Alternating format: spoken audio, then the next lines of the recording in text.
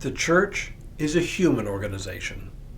Like any other human organization, it must be organized and run by human beings.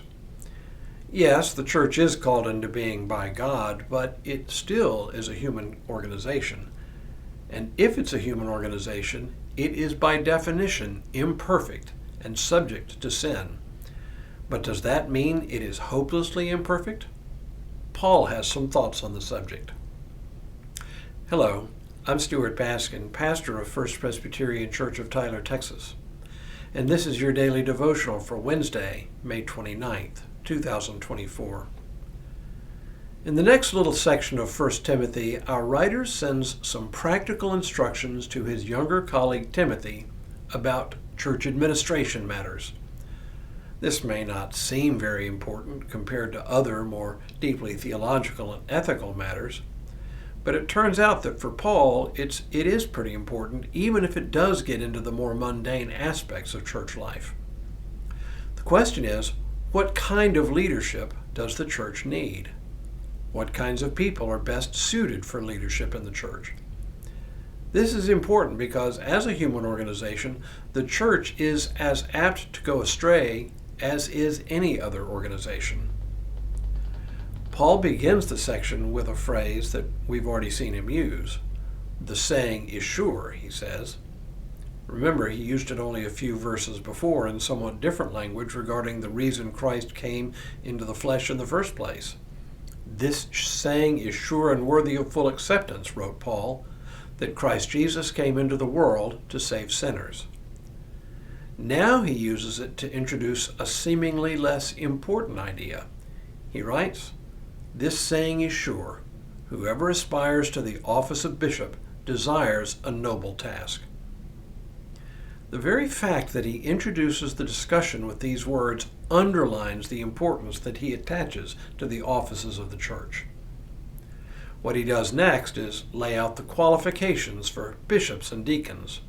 Remember, this is the early church. The office of bishop was a local office, not a regional office. He might just as well have used the term elder or preacher. These terms were essentially interchangeable at the time. In other words, he's addressing the qualifications of those people who lead a local church, any church.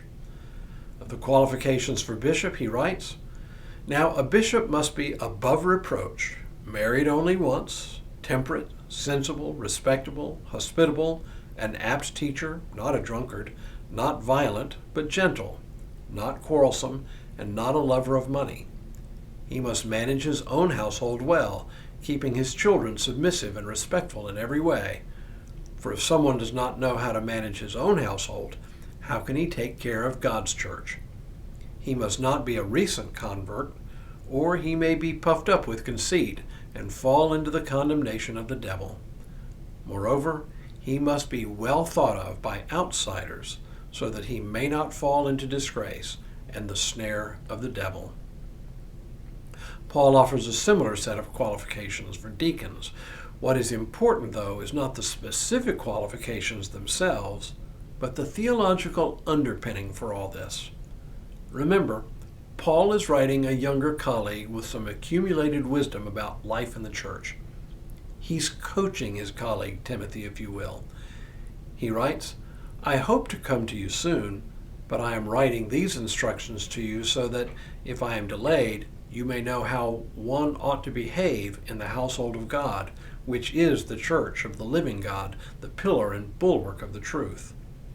Without any doubt, the mystery of our religion is great. He was revealed in flesh, vindicated in spirit by angels, proclaimed among Gentiles, believed in throughout the world, taken up in glory." This is what is fascinating and easy to miss, this tie between the offices of the church and the great mystery of the faith. For us, this seems like two completely separate things: the qualifications to become a leader in the church and the cosmic significance of the incarnation itself. But Paul ties the two together with one short phrase, household of God. For when we're talking about the church, while we are talking about a fallible human organization, we are also talking about an organization with cosmic significance, The church is, he says, the pillar and bulwark of the truth. And that's why the leadership of the church matters. Because the church matters, truth matters, leadership matters. Without good leadership, the church, like any other organization, can run off the rails in a big, big hurry. But for now, may God continue to bless you and keep you in all that you do this day and in all the days ahead.